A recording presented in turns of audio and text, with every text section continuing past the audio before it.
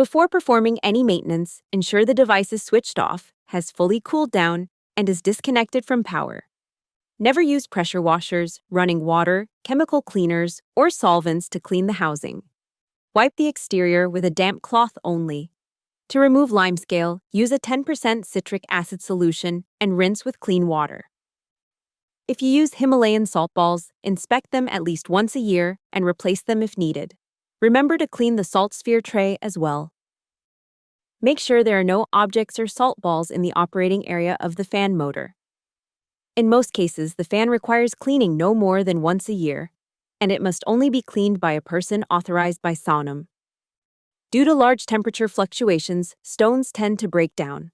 Stones must be checked and restacked at least once a year and even more frequently when using the sauna often. When restacking the stones, remove stone fragments from the bottom of the heater and replace the broken stones with new ones. A qualified technician should check all electrical connections of the sauna climate device at least once a year. Always refer to your user manual for detailed installation and maintenance instructions.